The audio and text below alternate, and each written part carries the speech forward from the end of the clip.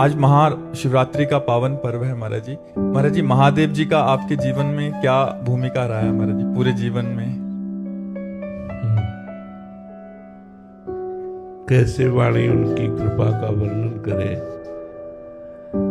बचपन से लेकर के आज तक वही संभाल रहे हैं। भगवान शंकर की ही कृपा से जिस कुल में जन्म हुआ वहां के आराध्य देव भगवान शंकर शैव उपासना,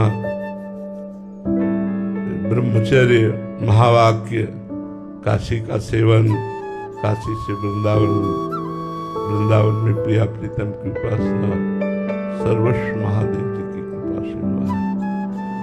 से भगवान विश्वनाथ जी की कृपा से आप उस कृपा को वाणी की सामर्थ्य नहीं कि वर्णन कर सके, जैसी कृपा भगवान से। और ये हम निश्चित कहते हैं, जिस पर भगवान शिव की कृपा नहीं है वो कभी प्रेम को प्राप्त नहीं हो सकता, आत्मबोध को प्राप्त नहीं हो सकता। दोनों बातें जहाँ पर कृपा न करें पुरारी, सो न पाओ मुनि भगति हमारी। जिस पर त्रिलोचन भगवान चंद्रमौलेश्वर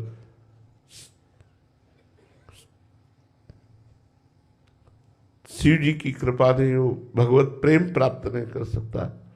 और फिर आत्मबोध के लिए तो स्वयं शंकराचार्य के रूप में प्रकट हुए। वही संपूर्ण चराचर जगत के गुरु हैं।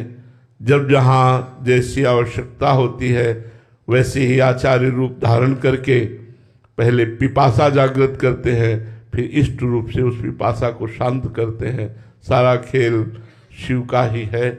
वही सर्वोपरि परम तत्व विविध रूपों में प्रकाशित हो रहे हैं। एक ही तत्व है, तत्व दो नहीं है, एक ही परम तत्व है।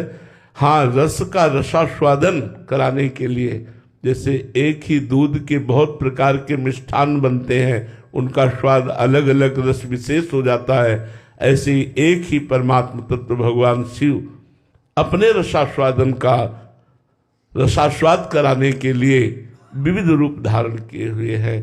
वही प्रिया प्रीतम है, वही सियाराम है, वही सर्वस्व है, उनके सिवा कोई नहीं है।